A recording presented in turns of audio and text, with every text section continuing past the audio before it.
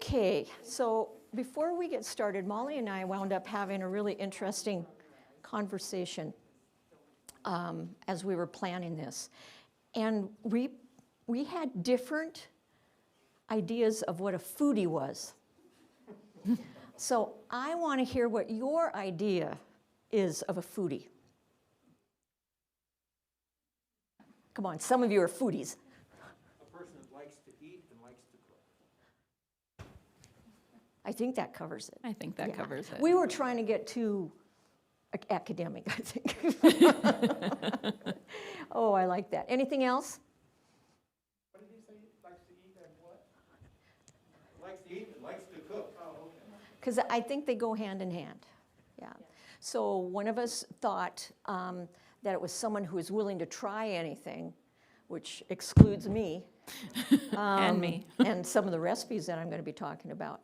But for Molly and me, the history is so tied in to our appreciation of food. And tonight is all about food and the traditions that we've built around them. Although there's one or two exceptions that I couldn't give up. All righty. So tonight's about stories, about winter stories. And quite honestly, if I'm talking about Montana stories and storytellers, the first person who comes to mind is Charlie Russell. And interestingly enough, Charlie Russell, I recently read, would seclude himself going into the holiday season because it was a very special time for his art. And that's when he made gifts, he made models and paintings and wrote letters to friends. And I thought that was really interesting. So I proceeded, of course, I got paid to do this. I proceeded to go through several of Charlie Russell's winter or holiday paintings. And this is the one I chose, Christmas at Line Camp, 1904. And you can't see it very well, but there is what I think is an antelope instead of a deer thrown over that middle horse. And I prefer antelope to venison. So this is the story we start with.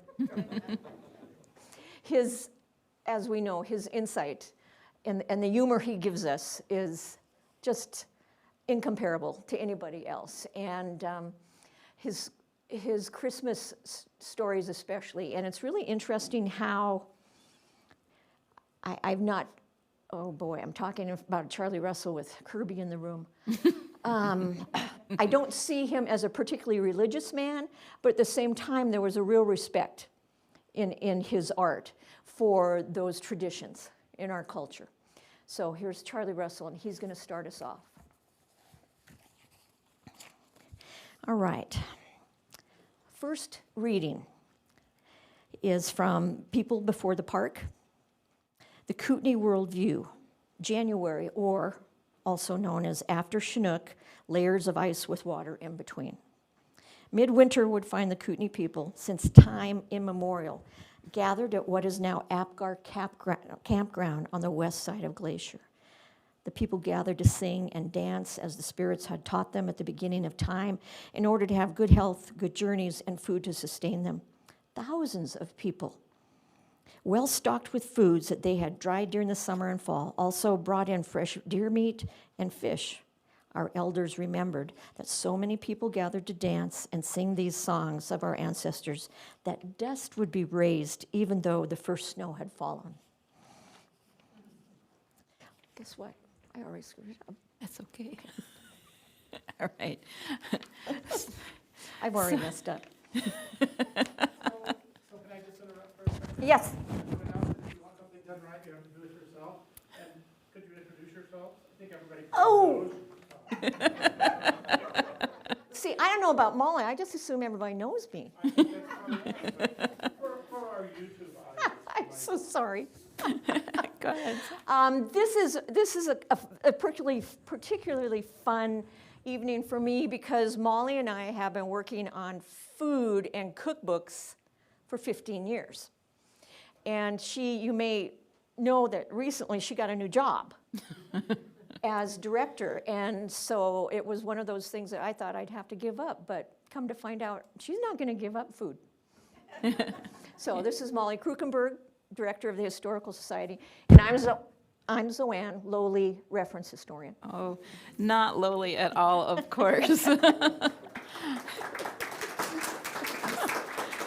And as Zoe Ann said, tonight's really all about stories. And so we're not going to give a paper or talk to you about theories of history. We're really just going to share stories about food and the winter and holidays and food traditions and food stories centered around the holidays in Montana. So you'll see us doing some reading, but we hope you enjoy the stories. So our second story, The Pecuni Worldview, November or When the Big Snow Comes. And this is from People Before the Park, the Kootenai and Blackfeet Before Glacier National Park by Sally Thompson and the Kootenai Cultural Committee and Pecuni Traditional Association. As winter drew near and the buffalo again moved up close to the mountains, the announcement would go out that it was time to move to winter camps. During the early winter, buffalo were prime and fat. Full tribal participation was needed to conduct successful hunts in order to acquire the winter supply of buffalo meat. When buffalo were spotted nearby, the chief would announce that in the morning the men should be ready to hunt. When the men returned from the hunt, the women had work to do, preparing more food for the winter. Once a woman had finished gathering her wood, she would begin the task of turning the buffalo's leg bones into soup. She pulled out her stone to hammer the bones on and her stone hammer. She put the leg bones down on her half of a hide, and she would say, "I shall make grease from the bones." Then she began to hammer them. She had already put her pot on the fire, and she would make the soup with one of the leg bones. Then she would put the mashed bones in the pot. When it had boiled a long time, then she would pull it from the fire. She had already put the cherries near her. She took a horn spoon. With that, she skimmed. She put her skimmed grease in a big bowl. When she had done skimming the grease, she put the cherries in the bowl. She told the women, "You must get this soup of leg bones." Her daughter was already hammering the sirloin dried meat, and when she had done hammering, she gave it to her mother, and the mother mixed it up with skimmed grease and cherries, and then she made it all into one roll. And she gave that roll to her son-in-law, and he invited the old men. You want me to go? Okay. I'm gonna read this next one so that we get back on track.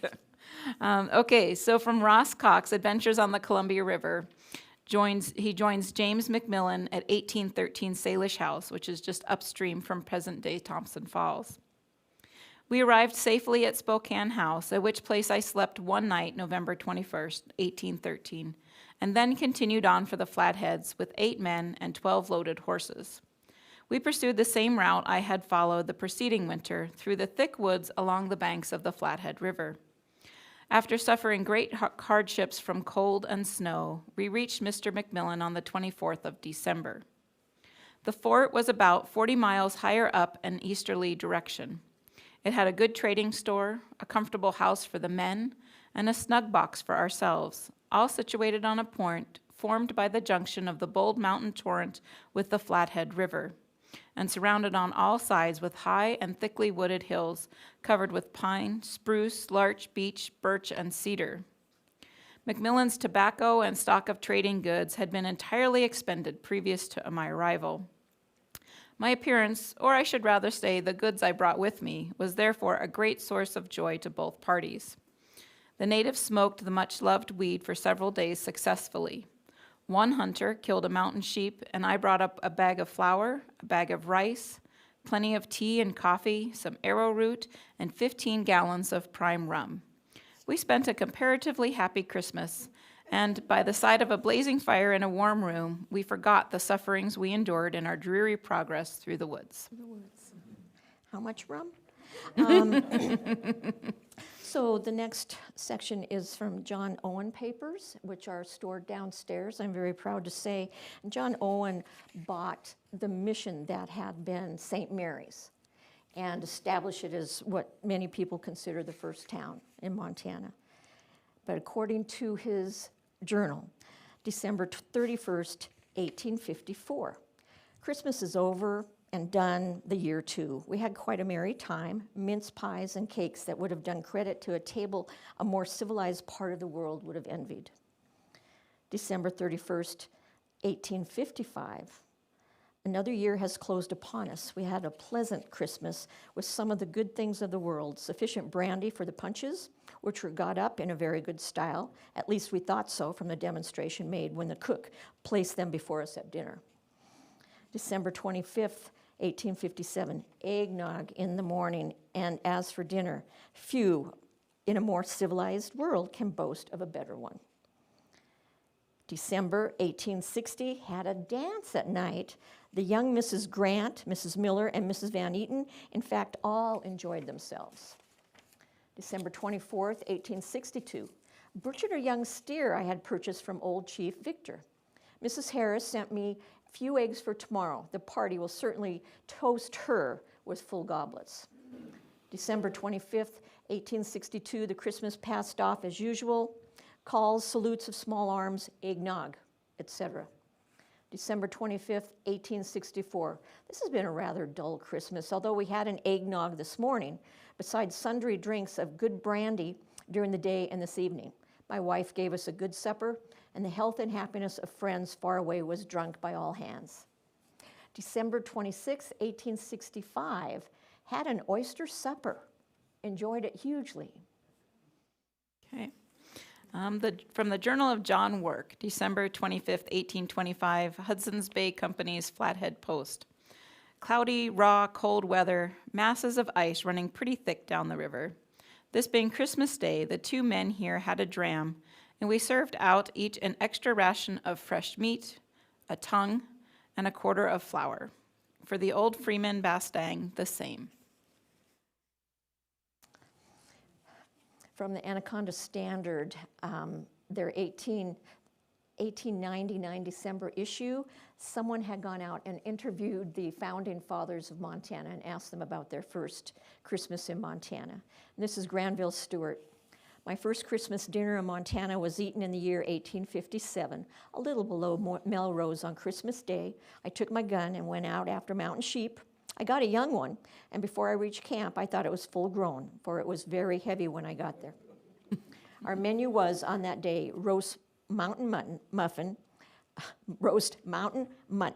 black coffee, sourdough bread. We had no vegetables at all that winter, and later we had a long siege of nothing but meat. From the Anaconda Standard, December 17th, 1899, by William Thompson. My first Christmas in Montana was spent in Virginia City in 1863. I was batching with my partner Joe Griffith and two other trailblazers named Nunley and Clanton. In due time, we started to prepare a great feast for our first Christmas in the far west. A friend had sent up a piece of cinnamon bear meat, and this my partner put into the oven and roasted. We had lots of flour because we had brought a supply with us, but vegetables were not to be had. I knew there were some frozen onions behind a store. The onions had been frozen since the first cold spell of the season and had lain out in the backyard in a box with all kinds of trash. I put them in a big iron pot and boiled them until we thought they must certainly be cooked. The dinner was served. It consisted of bear meat, onions, salt-rising bread, cake, coffee, and sugar. Tom Clanton had been over at a saloon trying to win a gallon of whiskey for the feast, and his partner Nunley spent the forenoon rustling for a cake. He was acquainted with a family who gave him the privilege of their cook stove in which to bake a cake. We sat down to the Christmas spread. Joe cut the bear and I dished up the onions, Nunley cut the cake, and Clanton poured the booze. I scraped the onions on my plate to one side and settled down to enjoy the bear meat, which smelled so good while it was being cooked. Golly, but it was rank, tough, and stringy. I couldn't go it. I never could go whiskey. Nunley's cake was simply unapproachable. I filled up on coffee and bread. Joe ate the onions, but he only tasted the bear. The other boys filled up a little on everything in sight. Nunley ate all of the cake just to prove to us that it was really good. The next day, he called the medicine man. So from the same Anaconda Standard, this is William Fisk Sanders. Christmas Day, 1863, was spent by me at Virginia City. 4 nights before, the good citizens of the Gulch had hung a murderer with resolute sternness, resolving to put an end to the Saturnalia of robbery and blood. Our turkeys came from Salt Lake City and cost from $25 to $40 a piece. Our Christmas dinner was at the Mechanical Bakery late in the day, and meanwhile we discharged the not entirely customary social functions. My own memory of them clusters principally around a modest and temperate nog, concocted of fresh eggs and other ingredients of spirits and spices selected by that prince of caterers, Mr. Barnum. I remarked passing that the adjective fresh is used above in a relative term, and that the eggs were imported from Salt Lake City, not the States. So, Avant Courier, December 1874, Bozeman. This fruit about Christmas time looms up in price. 1 dozen eggs will get 3 pounds of coffee or 4 pounds of sugar at Strasburg and Sperling's. 12 yards of best calico only costs 18 eggs. 1 egg will buy a glass of lager. 6 will get a square meal at Dutch John's. 2 dozen eggs will get one of those nice glass jars of honey at Rich and Wilson's. Sheriff Clark will serve a writ for 1 dozen fresh eggs. Brother Iliff will marry a nice couple for 2 dozen. And the Avant Courier for 1 year can be had for 5 dozen eggs. It is astonishing what can be done with eggs just now. And for your listening pleasure and curiosity, 2 eggnog recipes. The first is from Mrs. Johnstone's cookbook of tested recipes, 1911. It was published in Butte. Eggnog. Beat the yolks of 4 eggs until frothy and stir in 1/2 teacupful of white sugar and whip until well mixed. Add 1/2 teacupful of best rum. Let stand for 2 or 3 hours. When ready to be served, add 1/2 pint of good brandy and stir in slowly 1 quart of whipped cream. Now, if you are going to have a crowd, there's a recipe. And this is from Julian's Recipes. And if you're not familiar with, Mr. Anderson was the head bartender at the Montana Club for 60 years. And he published 3 books during the course of that time, Mixology Recipes. A bowl of eggnog, 2.5 pounds of fine pulverized sugar, 20 fresh eggs. Have the yolks separated, beat as thin as water, and add the yolks of the eggs into the sugar and dissolve by stirring. 2 quarts of good rich milk, 2 quarts of good brandy, 1.5 pints of Jamaica rum. Mix the ingredients well with the ladle and stir continually while pouring in the milk to prevent curdling. Then beat the whites of the eggs to a stiff froth and put this on top of the mixture. Then fill a glass with the ladle, put some small pieces of the egg froth on top, grate a little nutmeg on top, and serve. From the New York Tribune, January 4th, 1868. Holidays in the Rocky Mountains are the most festive of all our festive occasions. Christmas Day in Virginia City was one of the balmiest days I ever witnessed in any clime. The city was gay throughout. The mines had poured forth their sturdy men to have a holiday frolic, and the Pony, the chief saloon, had crowded tables from early morning until the wee small hours. Sumptuous dinners were spread in various uninviting-looking shanties, yet women's fair hands and fascinating faces made guests forget the rude architecture that encircled them. In the evening, my host, Chapin, gave a ball, and 100 jolly people responded. Tickets were $20 each, but the supply was unequal to the demand. Supper came at midnight, and it would have done credit to any eastern town of thrice our population.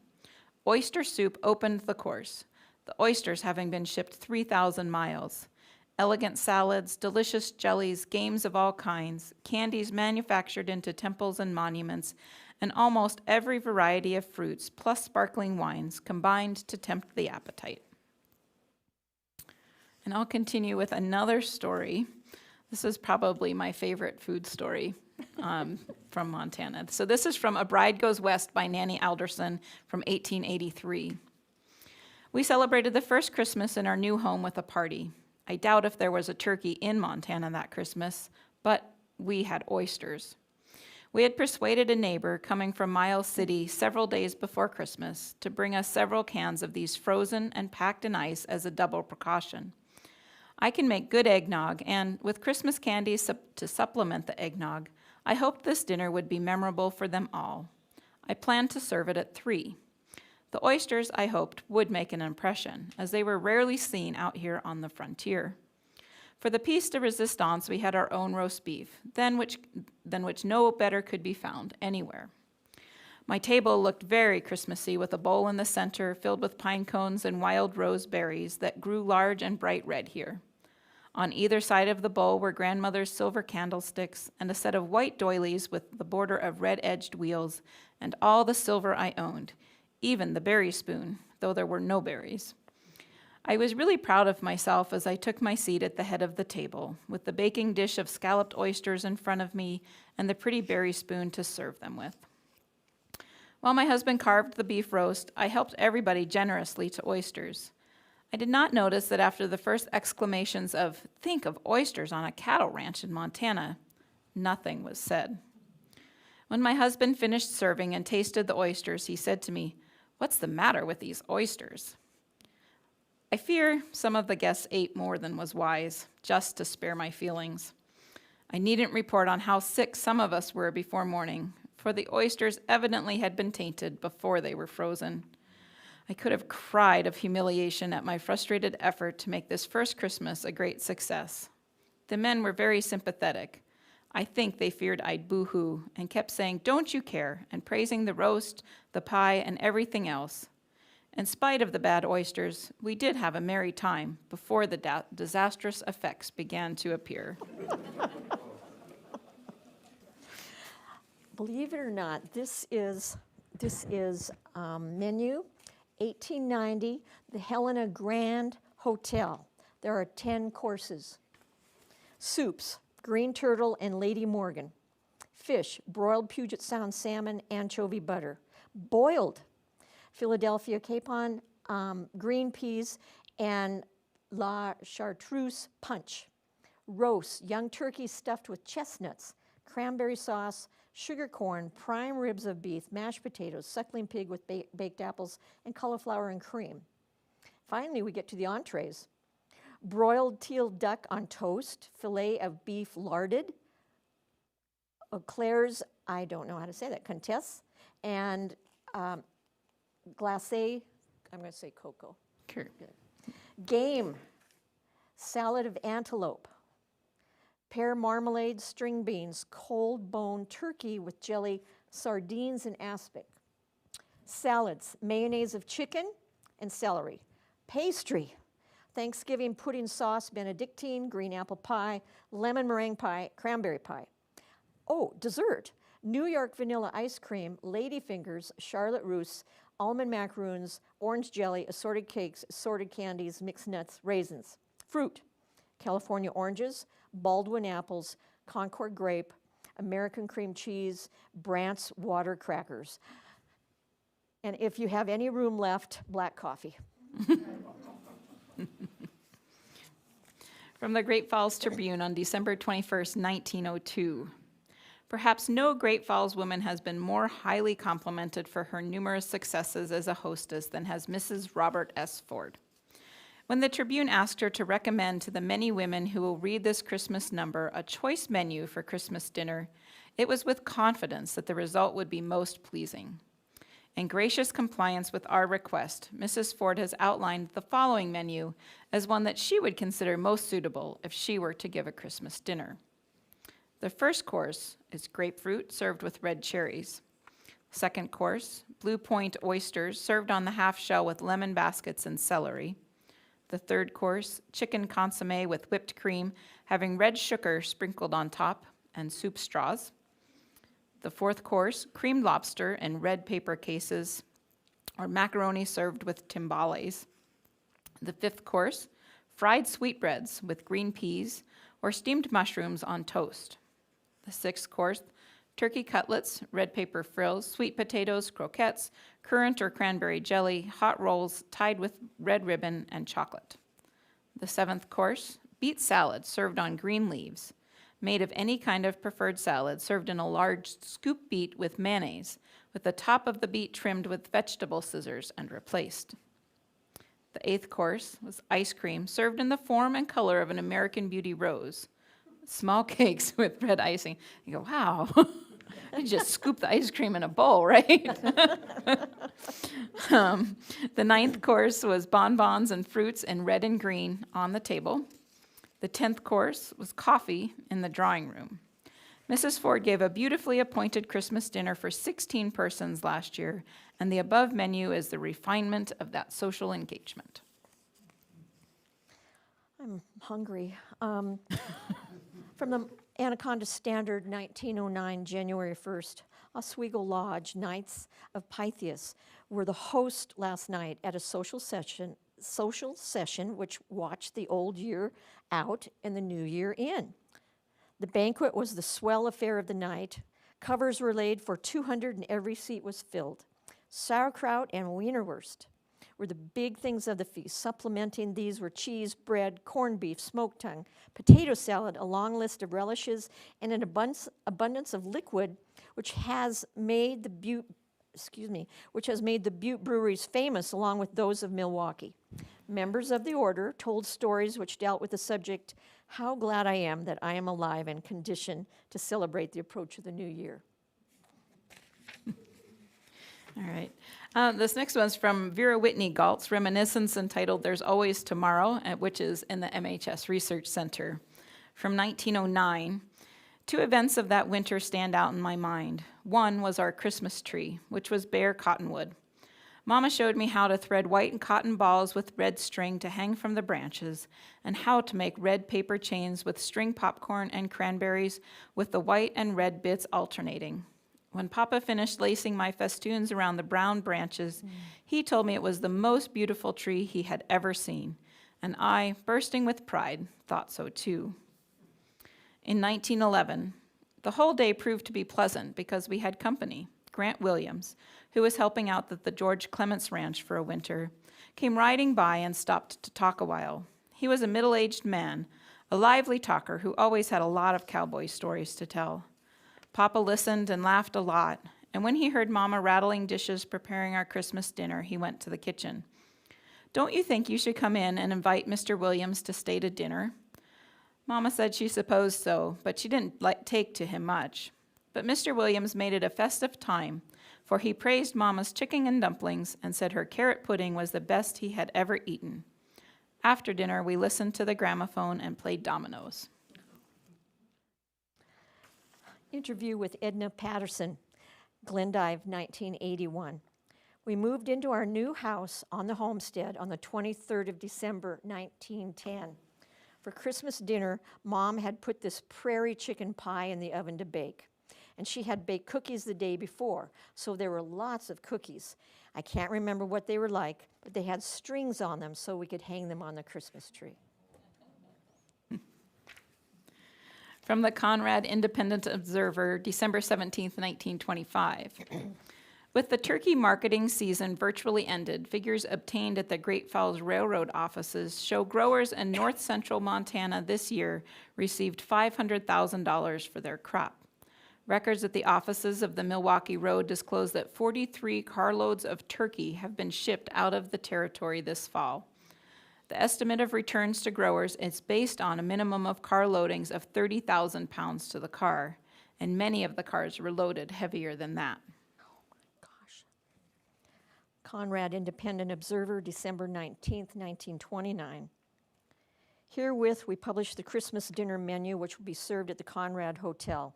Ever thoughtful of their patrons, and especially those who want something a little different, they have received a shipment of buffalo meat. This meat was shipped from near Kalispell, and the management has secured some choice cuts from a 3-year-old steer. This is the first time that buffalo steaks have ever been served in Conrad. They will start serving buffalo meat on Sunday, December 22nd, and this choice is included in their special Christmas menu. The following is available for Christmas dinner at $1.50 per plate: cream of tomato soup, celery, olives, fruit salad, filet of hattie, buffalo steak with garnish, roast turkey, cranberry sauce, oyster dressing, roast goose, apple nut dressing, mashed potatoes and gravy, cauliflower and butter, hot Parker rolls, pumpkin or mince pie, plum pudding, fruitcake. This is from the Lewistown Democrat, the 28th of December, 1932. And the article was titled, Many Made Happy Christmas. The Shrine Club sponsors community-wide observance of Day of Gifts for Needy of the City. Harlowton, December 26th, community exercises were held here around the Big Shrine Christmas tree. About 500 or more sacks of candy and nuts were distributed to children who came in from all parts of Wheatland County to Santa Claus. Former local members sent cash donations to help. The magnificent fir tree was brought from the Castle Mountains. 40 smaller trees were placed up and down Central Avenue. About 50 families received boxes with food and supplies from the funds raised at the free matinee to the public in return for the donation of canned goods or Christmas delectables for admission. A 1,200-pound beef was delivered, and many other offerings of supplies were made by generous ranchers. From My Army Life by Jack Coffrin, November 23rd, 1944, New Guinea. Dear Mother and Dad, it was Thanksgiving Day again, and we had a fine dinner. Turkey, noodles, dressing, and pumpkin pie. Everything but cranberries and celery, which you can't expect to get out here. It was a good day. Right now, I'm eating hot buttered popcorn. We have a little one-burner gas stove, a number 10 can, and some popcorn the armorer got from home.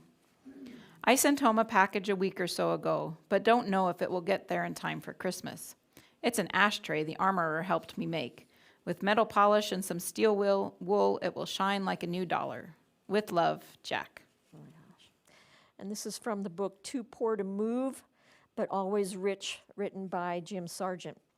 After the Christmas morning excitement of the new toys, games, candy, and a stocking filled with an apple and orange, little toys, nuts, and candy, our attention shifted to travel plans for the day. We would be going to Strand's or Berg's for Christmas dinner. All three families, each with lots of kids, would spend the day together. A bountiful table of delicious food always centered around a roast turkey the family had raised.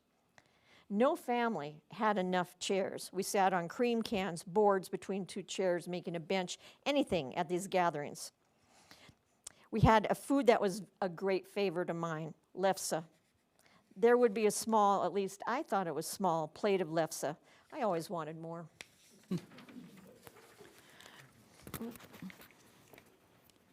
From the Deer Lodge Silver State Post, December 23rd, 1955. Inmates of Montana State Prison will be among the well-fed in the community when Christmas Day comes along. Heading the menu will be roast turkey. This will be accompanied by oyster dressing, cranberry sauce, giblet gravy, lettuce, tomato, celery, nut salad, candied yams, relish, ripe olives, sweet and dill pickles, Parker House rolls, pumpkin pie, coffee with milk and sugar if desired, candy and nuts. Christmas Day feasting will start with breakfast in the morning, when the men and women will be served fried ham, scrambled eggs, hot biscuits and butter, iced peaches, oranges, bread, coffee, milk, and sugar.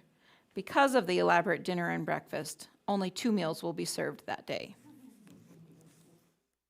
This is from the Fallon County Times in October 1970. Fondue parties are fast and fabulous. It's not unusual to see as many as 2 different fondue dishes on display in a single housewares department. Such has become the popularity of this informal ritual where a person dunks bite-sized food in a hot liquid or mixture for flavor enhancement. Most familiar is the cheese kind, essentially Swiss cheese melted with white wine, served with crusty bread speared on a long-handled, sharp-tined fork. In meat fondue, raw beef usually is cooked in hot fat or chicken or beef broth, which is later eaten as soup. The cooked meat is then dipped in any of several piquant sauces. Dessert fondue features sweet chocolate set over a warming candle with fruits, cookies, marshmallows, and cake served as the dipping morsels. While cooking is carefree, cleanup can be a sticky chore, especially with cheese and chocolate mixtures. Soak the goo-encrusted forks and wash with clean suds as soon as possible. And just in case you had any doubt, Big Timber Pioneer, November 25th, 71. The Reed Point Home Extension Club met Thursday afternoon at the home of Mrs. Ott and Mrs. Herman and Mrs. Sticka. The club decided to have their Christmas meeting December 6th with a potluck supper at the school luncheon. Mrs. Nancy Herman presented the project lesson on fondue. Big Timber Pioneer, January 17th, 1979, from Melville, enjoying a beef fondue dinner at the home of Mr. and Mrs. Lloyd Berg on Saturday evening, were Mr. and Mrs. Miles Styler and family. Mr. Terrell Tollefson, Arnold, and Tom and Joe also joined them. From Butte's Heritage Cookbook, which was published in 1976. The climax of the Christmas celebrations in Sweden comes on Christmas Eve, when an especially prepared meal of traditional dishes is served. The Christmas food is arranged on an attractively decorated large table. Brandy and Christmas beer are served. The tradition of dunk in the kettle dates back to Viking days, a desire to share with everyone at Christmas time. When the ham was ready to serve, the three-legged iron kettle containing the hot broth in which it was boiled was placed in the middle of the table, and all members of the family dunked their bread in it as they ate of the ham and various other foods. Today, those who are fond of this old custom serve it this way. At one end of the Christmas Eve smorgasbord is placed a highly polished three-legged copper kettle or soup tureen containing boiling hot ham broth.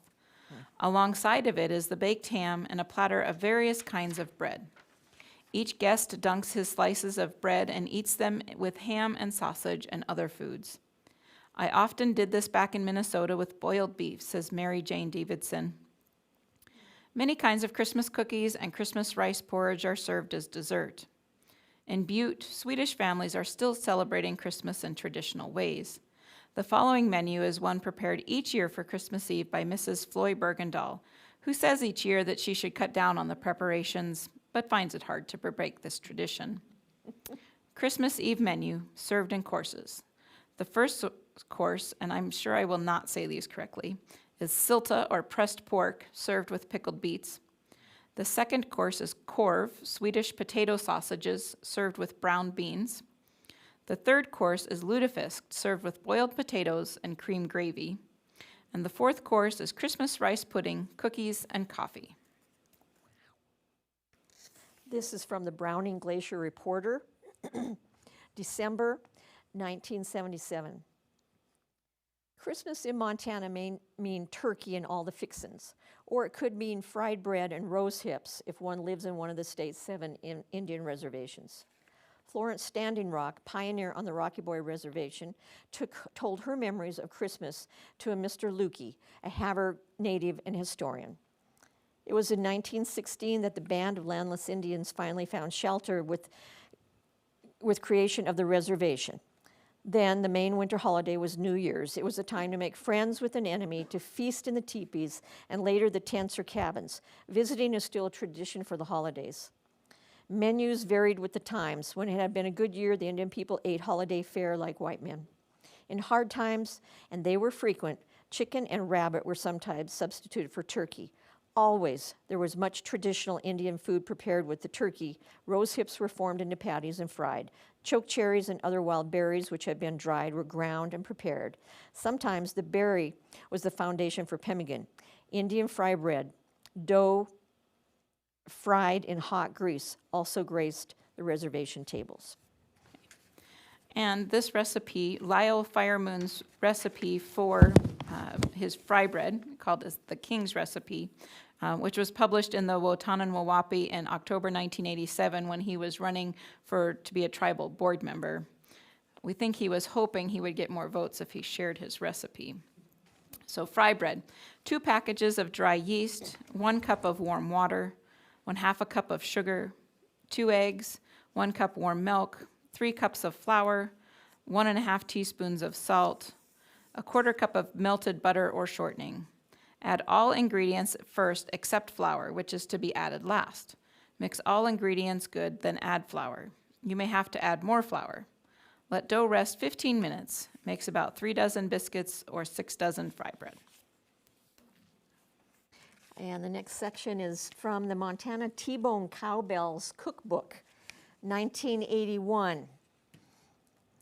There's a savory, and then I will follow it with a sweet salad. Shrimp salad, 2 packages lemon jello, 2 cups boiling water, 1 8-ounce package cream cheese, moisten with 1/4 cup. It can be whipped with the Mixmaster. Add 2 partly set jello, beat together. Add 1 cup cream, 1 cup diced celery, and 1 cup diced stuffed olives. When set, cut into squares. Serve on a lettuce leaf. Cover each square with the shrimp sauce as follows: 1 can cocktail shrimp, 1/3 cup diced pimentos, 2 cups salad dressing, 3 tablespoons lemon juice, and 1 tablespoon chopped onion. And then going to the sweet side, Christmas ribbon salad, 1 large lime jello, 2 3-ounce cherry jellos, 5 cups hot water, 4 cups cold water, 1/2 cup miniature marshmallows, 1 package cream cheese, 1 4-ounce can of crushed pineapple drained, 1 cup Cool Whip, 1 cup mayonnaise, and 1 3-ounce box of lemon jello, 1 cup pineapple juice. Dissolve lime jello in 2 cups of hot water, add 2 cups cold water, pour into a large 9x13 pan, chill until partially set. Dissolve lemon jello with 1 cup hot water, add marshmallows and stir until melted. Over low heat. Remove from heat, add 1 cup pineapple juice and, sorry, this just keeps going on. 1 cup pineapple juice in the cream cheese. Blend until well blended. Add pineapple, cool slightly, and fold in the whipped cream and mayonnaise. Chill until thick. Pour over lime layer. Chill until set. Put dissolved cherry jello over the top. Chill until set. Cut into squares to serve.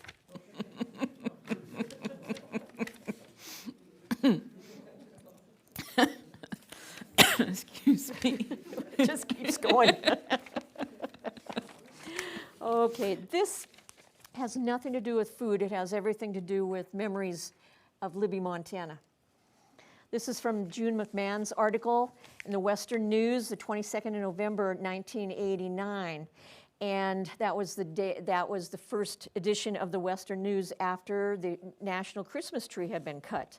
But I want to point out that the city mothers and fathers had chosen a tree, but of course that wasn't the tree that the architect from Washington, D.C. wanted. You might say that things didn't go exactly as planned. Right there in the national spotlight, the carefully selected Capitol tree did something loggers know a lot about. It decided to go its own way. But despite the disappointment of the moment, the Kootenai National Forest produced an even more beautiful tree, which is now en route to Washington, D.C. Actually, the second tree, was the one everyone liked best, said Jeannie Spooner of the Kootenai National Forest SO's office. The runner-up became the winner. The runner-up became the winner. Saturday, when the first tree caught slack in a cable and landed on top of the truck instead of on the road beside it. Efforts to pick up the 80-foot tree resulted in a major break and condemned the tree to the log pile. The crew and some spectators and media then moved up the road about 2 miles, and within 30 minutes, an even prettier tree was resting on the flatbed with every limb intact. A crowd of approximately 175 people, including a dozen protesters, made preparation of the first tree difficult as well as somewhat dangerous, as children kept racing in and out between the loggers. It's all right. I love it. All right, and our final story for the evening is Christmas in the Hutterite Colony of Fords Creek, 1989, by Barbara Pillan. Christmas to us is a religious holiday. It is also a time for family and sharing and gifts and, of course, food. We do a lot of cooking and baking, Christmas cookies, fruit cakes, and more. Our Christmas gift from the colony is what we call Nicolos, and I've probably mispronounced that. It is a large assortment of candy, cookies, fruit nuts, nut fruits, juices, crackers, chips, and soups. The colony boss buys this about 2 weeks before Christmas, and it is equally divided among the families to munch on during the holidays. We have the traditional Christmas Day dinner with stuffed turkey or goose and with all the trimmings. We also have special little buns that come from a secret Hutterite recipe, and we have dessert. And they did not share their recipe. So that concludes our journey in time through the holiday food traditions in Montana. And you can see that no matter what our backgrounds are, Hutterite, Native American, or whether we're miners or homesteaders, men or women, or many others, food plays a role in bringing people together. Our food traditions speak to our shared experiences and to our differences, as well as our abilities to adapt to different situations. From these stories, we can understand the importance of food traditions, so important that those early miners were willing to pay nearly the equivalent of $1,000 for a turkey to preserve that tradition. Zoe Ann looked up the equivalent prices from that $20 to $40 turkey, and it was $500 to $800 to buy a turkey. Buy a turkey. Yeah. So as the holidays approach, we encourage all of you to think about your food traditions, to celebrate them, and to share them with your families. And to wrap up this evening, I want to ask you, what are your food traditions? Where did they come from, and why are they important to you? And Zoe Ann and I have brought in some of our favorite dishes that we have at home and a couple of our favorite cookies recipes to share with you all this evening. But we really do want to hear your food traditions for the holidays.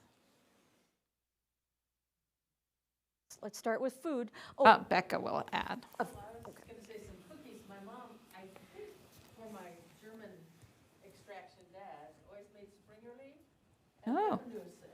So Anna's cookies with a special rolling pin and Pfeffernusse, peppernuts, hard little dunkers. Okay. Made them the day after Thanksgiving. Okay. That's wrong. My German grandma made Pfeffernusse, but they had to be soft. Isn't that crazy? Sitting for a month. No, these sat for a month, and they were still soft. That was part of the recipe. You had to make them before Thanksgiving, so they'd be softened going into Christmas. But isn't that, I've seen that argument in books and online, this whether the pepper nuts, obviously they should be like nuts, so I don't know where the softness came from, but I love it. They're good cookies. Yes. Thank you, Becca. Fruitcake. My mother made fruitcake every year. But she wouldn't eat it because she didn't like it. But you all had to eat it, right? Gosh. It's someone, go ahead. We had fruitcake too, and my mom would wrap it in a cloth soaked in brandy or whiskey. Yes. And every year she'd take it out of the freezer, soak the cloth again, wrap it back in, and put it back in the freezer. Every now and then she'd take a slice off of it. Yeah, go ahead. Our tradition is petizza or politizza. Oh. Yeah. I have a friend whose family makes that. Of course, she's from Butte and Anaconda, her family is. And she shared a little bit with me once of homemade, and it's amazing. The love. My parents are immigrants. Very close friends with people that were our family doctor. So every year they would have Christmas dinner at their house, the traditional turkey and gazillion salads and desserts, and there's always a Jello salad. And then on New Year's Day, my mom would take a gigantic Chinese feast. Yeah. Dishes and invite Oh, that's fantastic. And I think we really, I guess I'm speaking for myself, but kind of bringing Zoe Ann in, I don't know that we have many sources here about Chinese food traditions in Montana. So that's fantastic. kind of had to adapt to what ingredients they could get, but Of course. my mom did find a source, kind of a wholesaler in San Francisco that she used to order a lot. Uh-huh. Still in business, they're in China.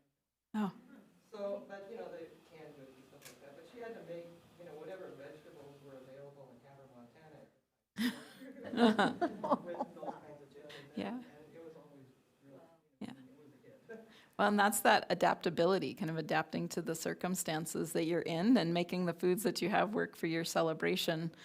If you can't get a turkey, you know, a rabbit or a chick or or a chicken pie, all these different things that people substituted to make their holidays still special. Yeah, I don't think any of the readings that I found mentioned a goose at all. No. Interesting. Bonnie? We had, my mother would buy a goose from the Hutterites Oh. and stuff it with sauerkraut. She was an iconoclast. When I got older, one time she made sisters just went the goose was good. Oh, I made them. Bought it from London's market, and Hutterites would bring geese. Becca had a. Bonnie, excuse me, was there a reason that was there a scientific reason that she put sauerkraut in it? She thought it cut the gamey, greasy flavor. Okay, of the- We so I was didn't eat the wondering. sauerkraut. That was just sort of truffle. Okay, interesting. It was tasty. It was a very tasty. Uh-huh. I bet the drippings were good. Yeah. See, my mom would make a goose, but save all the fat to make cookies. Oh, Their farm, interesting. I'll be darned. because it was so rich. But that was a domestic goose, not a wild. Huh. Great stuff. Julie.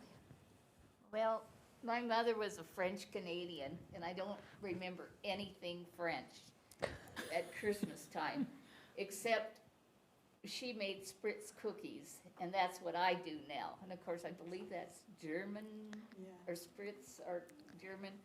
And I punish my kids every year by giving them Spritz cookies.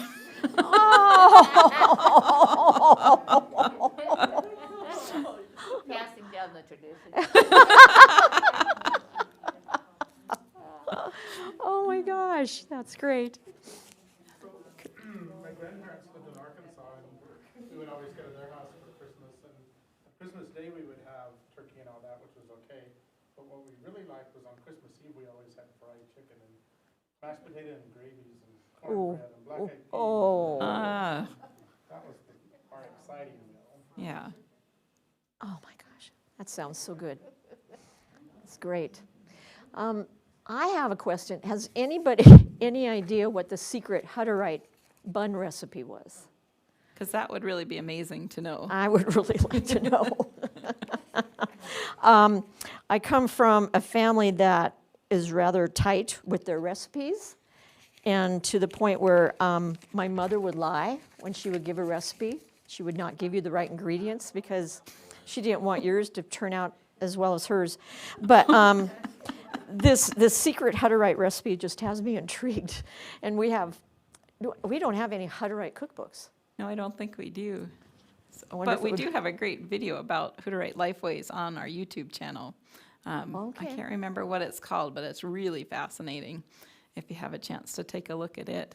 I just want to mark one of the things that struck me was the one reading that Zoe Ann read about the value of eggs and thinking about the value of different foods because of their scarcity and how their value, of course, went up. Today we just you go to the supermarket, you buy things, although recently, we've had shortages of things, so those things become more valuable, and it kind of brought, well, yeah. And so it just it brings home that experience. I mean, not to the same level, of course, but that interesting experience of the value of food and the power that it can have, the value that it can have beyond being just sustenance. So. When I did the conversion from the historical conversion and realized that they were spending between $500 and $800 for these turkeys, that's astounding to me. And yes, we may have been talking about the upper class in Virginia City, but it's still a heck of a lot of money. Mm-hmm. And the historian in me wants to remind you that the railroad didn't come to Montana until 1881, and even then it was Dillon and Butte. It didn't come through Virginia City, so those eggs came by freight wagon. Just to put things in perspective, they came by freight wagon. And they were fresh. kind of like the oysters. Oh, Why didn't people have chickens back then? say that again? Why didn't they have chickens back then? Because chickens lay by light, and when the days start getting shorter, they don't produce as well. And before electricity and artificial light, so my guess is, I think Mr. Owen's remarks that he was sent some eggs from one of the women he knew, probably one of the families. And so she obviously had some hens that were laying, but it's all about the long, dark days. A whole year without, a whole winter without vegetables. Yes, or just meat. They ate just meat. Yeah. There were a couple things that I looked up, but did anybody catch that cinnamon bear? Yeah, what is, And so I scoured the internet thinking that had to have been something preserved, some sort of smoked bear. No, It's a cinnamon-colored bear. Yeah, yeah. I'm going to ask if anybody's had bear meat. Oh, Yeah. So, well, no, not really, but my mother, another thing, my dad got a bear when I was little, and like I said, I was too young to remember, but she refused to eat it because it stunk so bad to cook.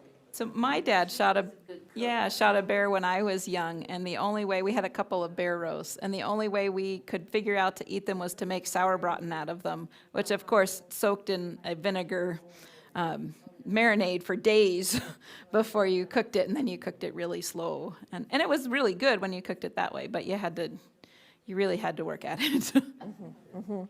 sauerbraten is a great thing if you've got Yeah. venison that's a little strong. Yeah, yeah. Or bear meat. Yeah. Yeah. All right. Well, I hope everybody will take a cookie or 2 or 3 with you, and thank you for coming tonight, and I hope you thank enjoyed you. the stories. And the recipes that were read, I will put out here, including the Jell-O recipes.